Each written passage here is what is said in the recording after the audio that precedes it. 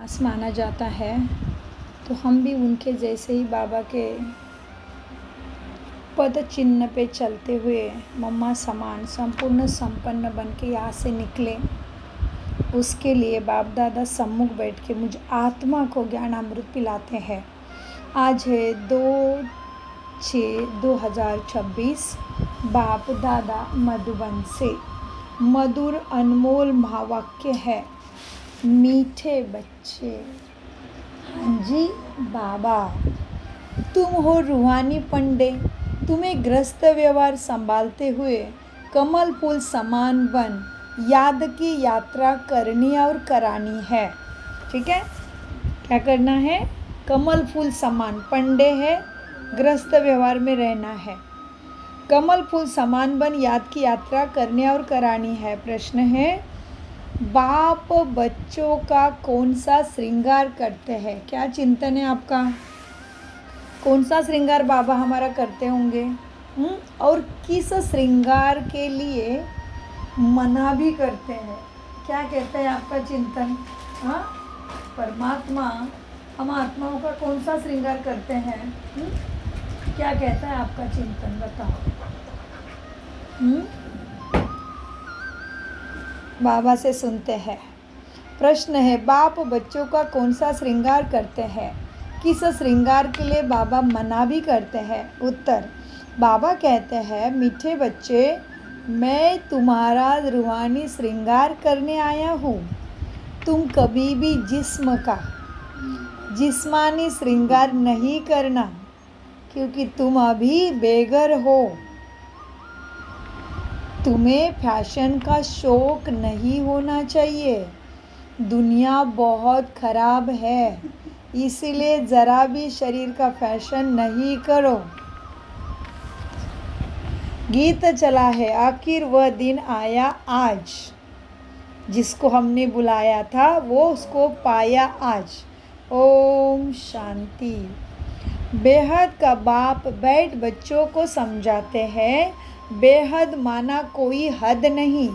कितने ढेर बच्चे उसके, सारी आत्माएं उसके बच्चे। इतने बेशुमार बच्चों का एक ही बाप है, जिसको परम पिता स्वर्ग का रचयिता कहा जाता है। वह है हद के बाबाए। दुनिया में है हद के बाबाए, खुद को भगवान कहते हैं। यह है बेहद के रूह का बाप। रूह माना आत्मा, बेहद माना पूरे विश्व का आत्मा का बाप है। वह तो सारे हद के जिस्मानी बाप है। यह है बेहद के रूह का एक ही परमपिता बाप, जिसको भक्ति मार्ग में सब आत्माएं याद करती है। तुम बच्चे जानते हो, भक्ति मार्ग में भी साथ साथ रावण राज्य में भी उसी भगवान को सुपुकारते हैं। अब मनुष्य पुकारते हैं कि भगवान हमको रावण राज्य से राम राज्य में ले जाओ। कहाँ से कहाँ जाना चाहता है मनुष्य? रावण राज्य से। है क्या ये रावण राज्य है? कौन सी बात साबित करती रावण राज्य है? दशहरा में रावण को जलाते हैं। बाप समझाते हैं, देखो देवी देवता जो भारत के मालिक थे अब नहीं है, फिर वो कौन थे यह भी अब तुम जानते हो, दुनिया नहीं जानती। हम ही सतयुगी सूर्यवंशी घराने के मालिक थे। राजा रानी तो होते हैं ना। तुम बच्चों को अब स्मृति आई है। आ गई स्मृति? कहाँ है स्मृति? स्मृति आई है? हाँ जी, हम ही थे सूर्यवंशी। फिर क्यों ऐसे बने? क्योंकि 84 जन्मों का जन्म मृत्यु का खेल खेला, तो घर घर में अभी उनको याद कर रहे, देवी देवताओं की पूजा मंदिरों में रख के कर रहे हैं, क्योंकि वो हमारे पूर्वज थे, हम ही है। तुम बच्चों को अब स्मृति आई है, बाबा आया हुआ है। कौन सा बाबा? शिव बाबा। हम बच्चों को राज्य भाग्य का वर्षा देने, विश्व का मालिक बनाने बाबा आया है। बाप कहते हैं, अब सब भक्ति मार्ग में ही है। भक्ति मार्ग को ही रावण राज्य कहा जाता है। ज्ञान मार्ग सिर्फ बाप ही सिखलाते हैं, तुम बच्चों को सिखलाते हैं। उस बेहद के बाप को भक्ति मार्ग में सब याद करते हैं, जानते नहीं है वो कैसा सद्गति देता है। अभी तुमको 21 जन्मों के लिए ज्ञान की राजधानी मिलती है। फिर आधा कल्प तुम पुकारेंगे ही नहीं। क्यों? दुख में सिमरन सब करे, सुख में करे न कोई। अब आधा कल्प तुम पुकारेंगे नहीं भगवान को। हाय राम हाय प्रभु कहने की दरकार ही नहीं रहेगी सतयुग में। हाय राम तब करते हैं जब दुख ही दुख होता है। तुमको वह दुख होता ही नहीं। अभी तुम जानते हो यह खेल अभी पूरा होने वाला है। खेल बना हुआ है इसी सृष्टि पे। आधा कल्प ज्ञान का दिन, आधा कल्प है भक्ति की रात, रावण राज्य। भक्ति हमको नीचे उतरती कला में लेके गई। तुम बच्चों के बुद्धि में सीढ़ी का नॉलेज ज़रूर चाहिए। कौन सी सीढ़ी? हाँ, मनुष्य सृष्टि की उत्तना और पत्थन की सीढ़ी, 84 जन्मों की सीढ़ी। सूर्यवंश में चंद्रवंशी, फिर वैश्यवंशी, फिर अभी कलयुग में शूद्रवंशी कैसे बने। तुम बच्चों के बुद्धि में सीढ़ी का नॉलेज ज़रूर चाहिए। बाप समझाते हैं बच्चे, ये 84 जन्मों का चक्र है। इस चक्र को न जान, देखो कितनी बड़ी बात है। इस चक्र को जानने से तुम चक्रवर्ती राजा बनेंगे। यह भी किसी को नहीं पता। इसलिए बाबा चित्र भी बनवा रहे हैं, जिससे सिद्ध होता है कि हम इस चक्र को जानने से 2500 साल कमाना 21 जन्मों के लिए राज्य भाग्य लेते हैं। इसलिए गणेश को 21 दुर्वा चढ़ाया जाता है, क्योंकि 21 जन्मों तक माना 2500 साल तक आत्मा को कोई दुख भी नहीं है, मृत्यु का भी डर नहीं है, बीमारी आदि कुछ नहीं, संपूर्ण सुख को स्वर्ग कहा जाता। अभी तुम बहुत हो गए हो, बड़ी रूहानी शक्ति सेना बनी है। तुम सब पंडे हो परमात्मा के। बाबा भी पंडा ही है, तुम्हें संदेश देने आया है। उनको कहा जाता है गाइड। पंडा अक्षर शुभ है, इसलिए पंडित अक्षर पढ़ा, उससे वो भगवान की पूजा पाठ का अधिकार उनको मिला। यात्रा पर ले जाने वाले पंडे होते हैं। यात्री जाते हैं तो उनको एक गाइड मिलता है ना, वो सब बताता है। इनको ये सब दिखाओ, यात्रा पर गाइड होता है।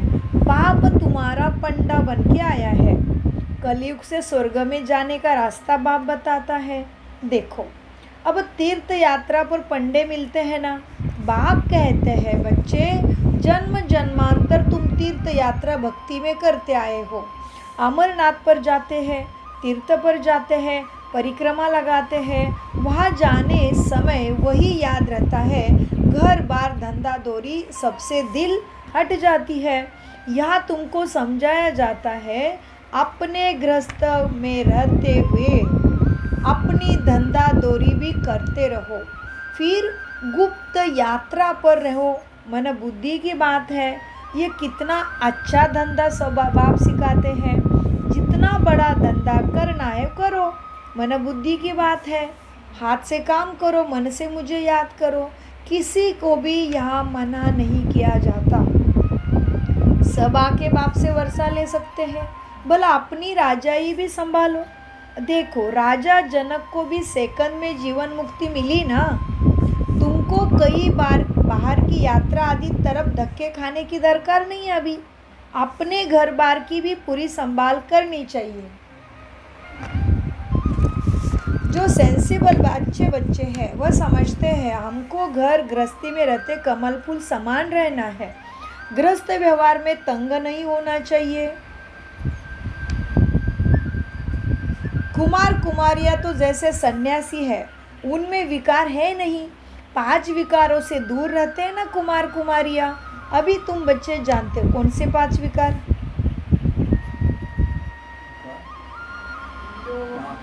काम, क्रोध, लोभ, मोह, अहंकार।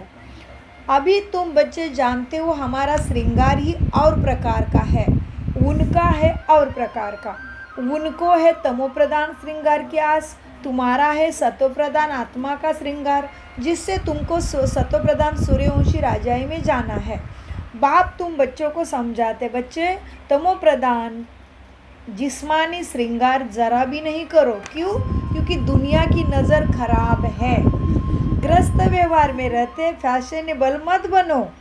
फैशन करने से दूसरी आत्मा की नज़र तुम्हारे तरफ होती है। इस समय खूबसूरती बिल्कुल अच्छी नहीं है, धोखा है। काले हो तो अच्छा है, कोई पंजा नहीं मारेगा। खूबसूरत पिछाड़ी तो फिरते रहते, कितना दृष्टि खराब करते हैं। श्री कृष्ण को भी सावरा दिखाते हैं।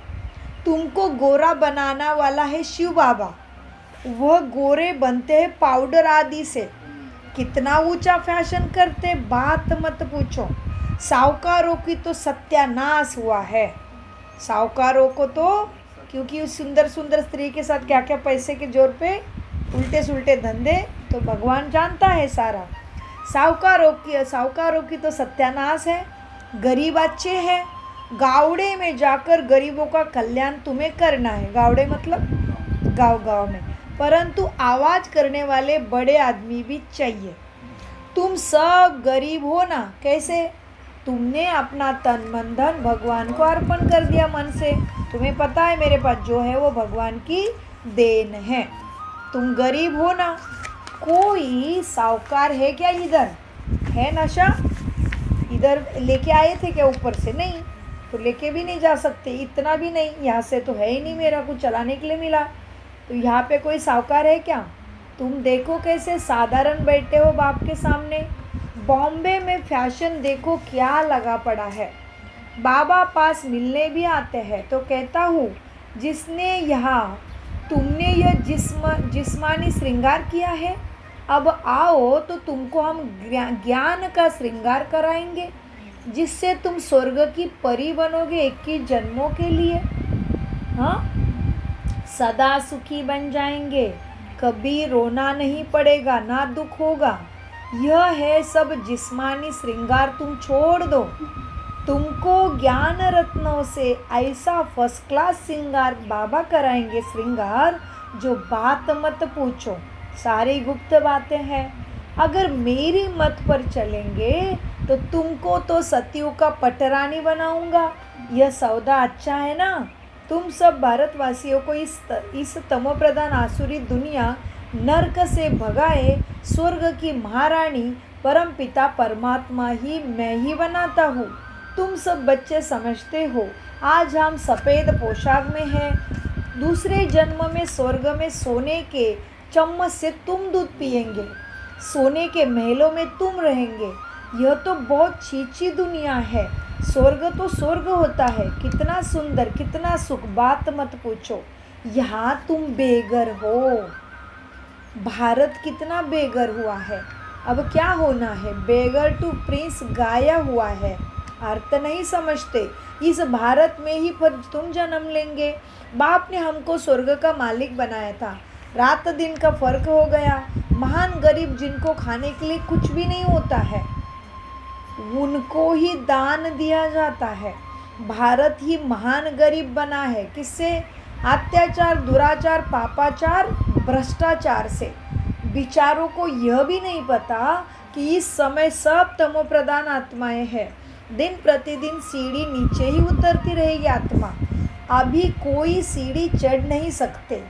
16 कला से 14 कला में आते हो तुम, फिर 12 कला हो जाती आत्मा की, नीचे उतरती ही आते हैं। ये लक्ष्मी नारायण भी पहले 16 कला संपूर्ण थे, फिर जन्म मृत्यु का खेल खेला, 14 कला में आ गए।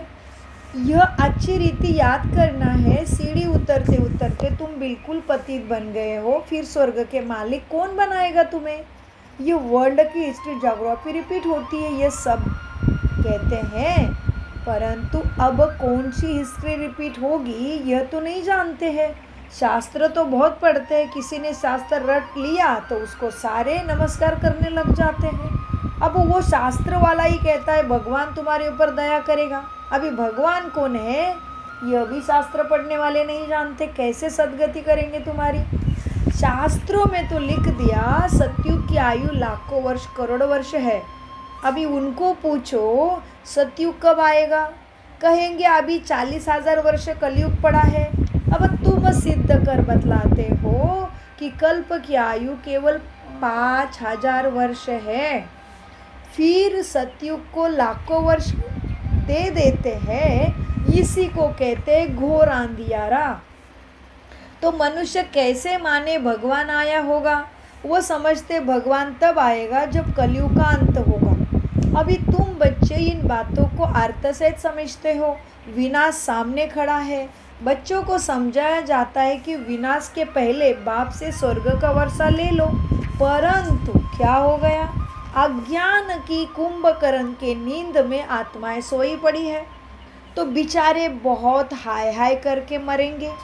तुम्हारी जय जयकार हो जाएगी। विनाश में तो होती ही हाय हाय है।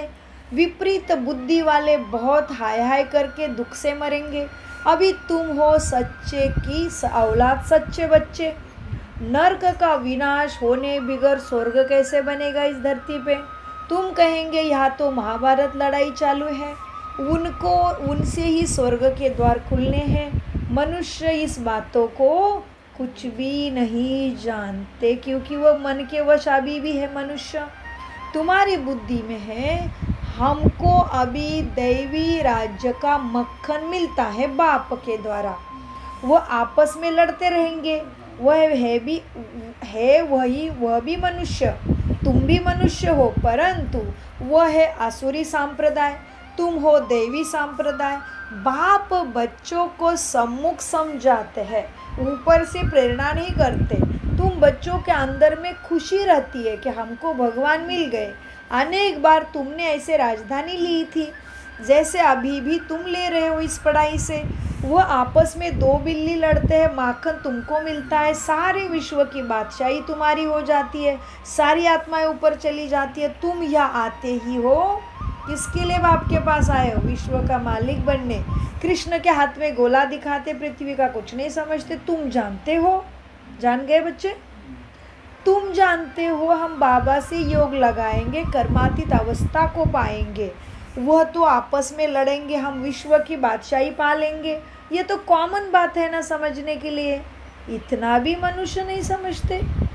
वह है बाहुबल वाले विश्व की बादशाही ले ना सके। तुम योग बल से विश्व के मालिक बनते हो। तुम्हारा है ही अहिंसा परमो धर्म, वो भी देवी देवता धर्म। दोनों हिंसाएं वहाँ होती नहीं। काम कटारी भी नहीं चलेगी सतयुग में, और कोई किसी को दुख देने की हिंसा भी नहीं करेंगे। काम कटारी की हिंसा सबसे खराब है, जो तुमको आदि मध्य अंत दुख देती है।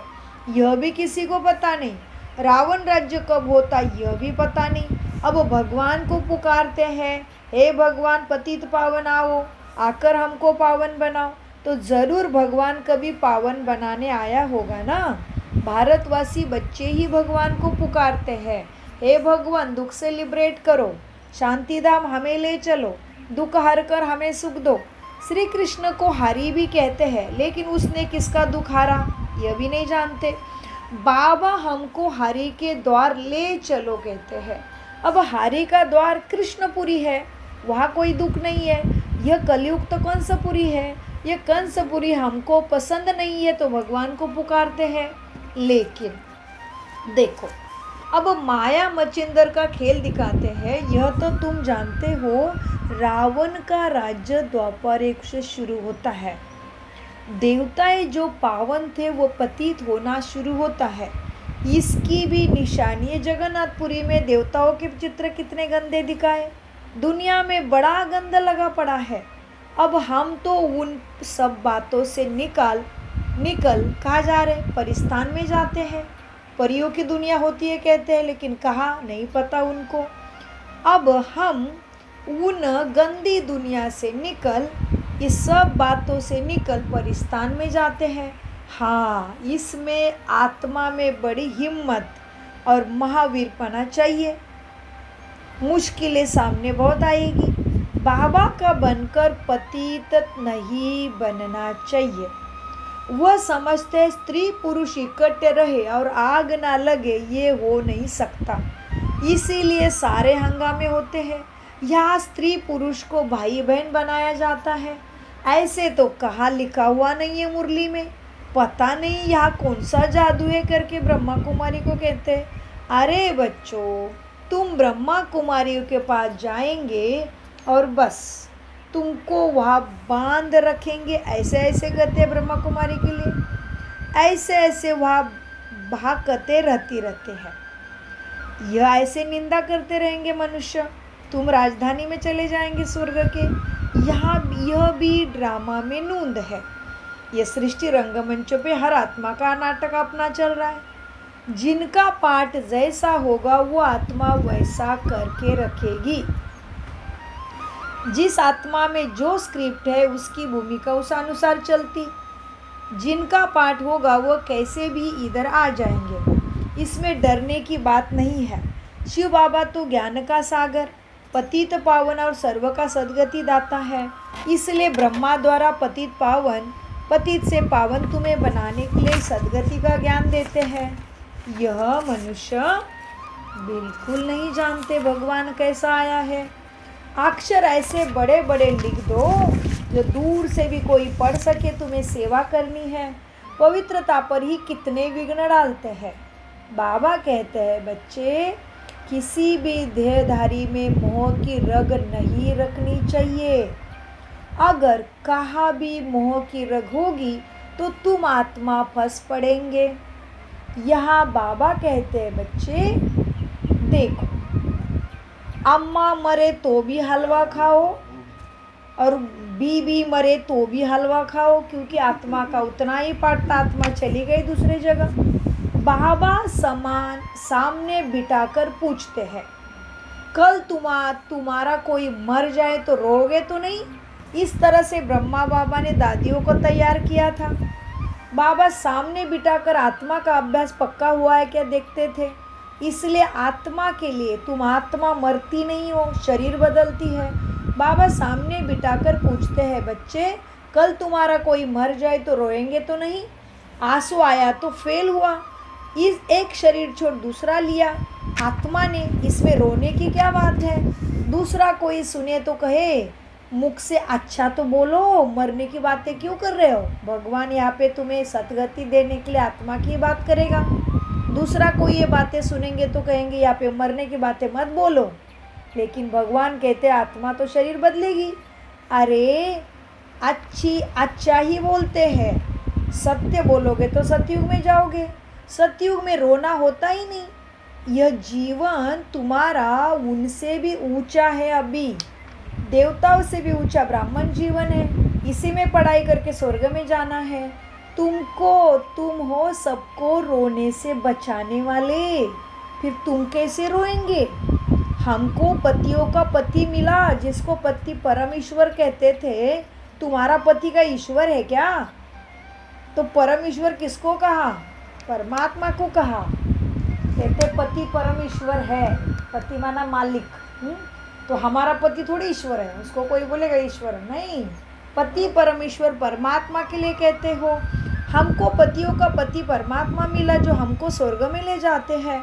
फिर नरक में गिरने वाले के लिए हम क्यों रोए? बाबा कितनी मीठी मीठी बातें तुम आत्मा को सुनाते हैं, वर्षा लेने के लिए, स्वर्ग के लिए। इस समय भारत का कितना अकल्याण हुआ पड़ा है। कितना आत्मा के संस्कारों में अत्याचार, दुराचार, पापाचार, भ्रष्टाचार है। बाप आकर कल्याण करते हैं, सद्गति करने के लिए ये सहज राजयोग है। तुम पहले मन बुद्धि का राजा बनते हो। भारत को मगध देश कहते हैं। देखो, बाबा ने देखा है, सिंध जैसे फैशनेबल कोई होते नहीं है। बहुत फैशन करते सिंध में, क्योंकि विलायत जाके कमा के लाते हैं। उस टाइम सिंध के लोग अमेरिका में जाते थे जॉब करने। अभी तो पूरे भारत के जाते, लेकिन उस टाइम सिंधी लोग ज़्यादा रहते थे फॉरेन में। सिंध जैसे फैशनेबल कोई होते नहीं, विलायत से फैशन सीख कर आते हैं। बाल बनाने पर देखो, अभी तो आती हुआ है, भगवान तब बोल रहा है, 60 साल कितने साल हो गए ये मुरली चली है। बाल बनाने पर आजकल लड़कियां कितना खर्चा करती है, अभी तो बाबा पक्का करती है। उनको कहा जाता है नरक की परियां। बाप तुमको स्वर्ग की परियां बनाते हैं, कहते हमारे लिए तो यही स्वर्ग है। अब यह सुख तो ले वे कहती है। अब स्वर्ग में किसी को भी दुख नहीं है, तो इधर स्वर्ग कैसे हुआ? इधर तो घर घर में दुख लगा पड़ा है। कल क्या होगा हम क्या जाने, तो कहती हम इधर ही फैशन कर लेवे। ऐसे अनेक विचार वाली आत्माएं आती है बाबा के पास भी। अच्छा, मीठे मीठे सिकिलदे बच्चों प्रति माता पिता बाप दादा का याद प्यारा और गुड मॉर्निंग। रूहानी बाप की रूहानी बच्चों को नमस्ते। हम रूहानी बच्चों की रूहानी बाप दादा को याद प्यार गुड मॉर्निंग। नमस्ते प्यारे बाबा नमस्ते। हम हैं सत्य बुद्धि से आत्मा अभिमानी स्थिति से सच्ची गीता ज्ञान को समझते धारण करते और कराते। धारणा सच्चा सच्चा रूहानी पंडा बन सबको घर का रास्ता बताना है। शरीर निर्वाह अर्थ धंधा करते याद की यात्रा में मन बुद्धि को रखना है। कार्य व्यवहार में कभी तंग नहीं होना है। जी बाबा। ज्ञान श्रृंगार कर स्वयं को स्वर्ग की परी बनाना है। इस तमो प्रधान दुनिया में जिस्मानी श्रृंगार नहीं करना है क्योंकि आत्माओं की दृष्टि खराब है। कलयुगी फैशन छोड़ देना है। समय बर्बाद नहीं करना है क्योंकि कलयुग में काल सिर पर खड़ा है। वरदान बालक और मालिकपन के बैलेंस द्वारा युक्त युक्त चलने वाले सफलता मूर्त भव। बाप दादा सदगुरु के रूप में मेरे सामने आ जाते हैं, मेरे सिर पे हाथ रखते हैं और मुझे वरदान देते हैं। बालक और मालिकपन के बैलेंस द्वारा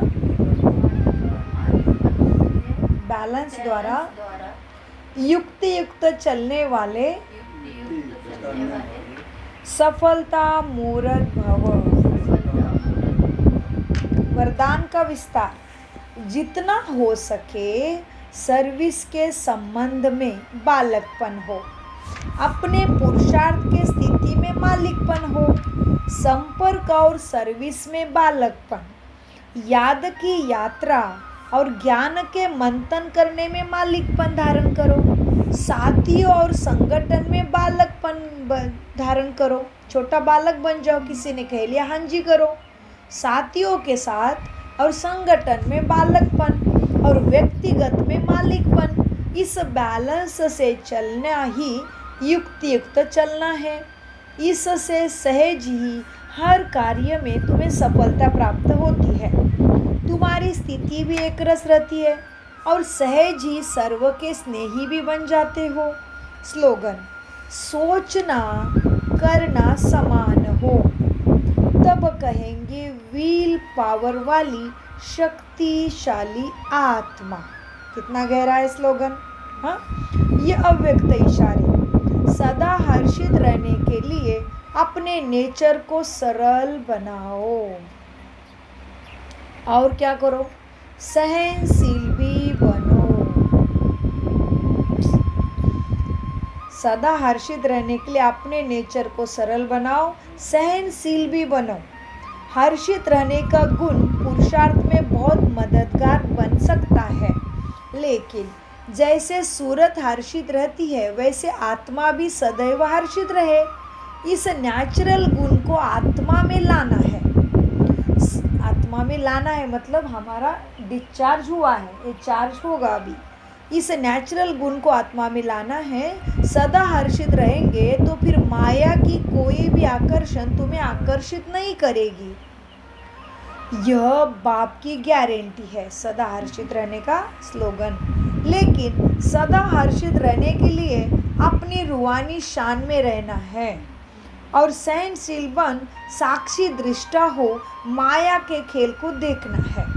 जैसे पिक्चर में खेल देखते हो तो तुम जानते हो ना, जो भी हो रहा है वो मेरे साथ नहीं हो रहा है, वो उन दूसरे के साथ हो रहा है। वैसे ही तुम परमात्मा के छत्र छाया में हो तो जो भी तुम्हारे साथ हो रहा है परिस्थिति, शरीर के साथ, संबंधियों के साथ, तो तुम साक्षी हो जाओ कि ये ड्रामा में खेल हो रहा है। मैं तो परमात्मा के छत्र छाया में हूँ। ओम शांति, ओम शांति, ओम शांति। मीठे प्यारे बाप दादा का अनगिनत पदम गुना शुक्रिया शुक्रिया शुक्रिया। कम बोलो, मीठा बोलो, धीरे बोलो, सोच समझ कर बोलो।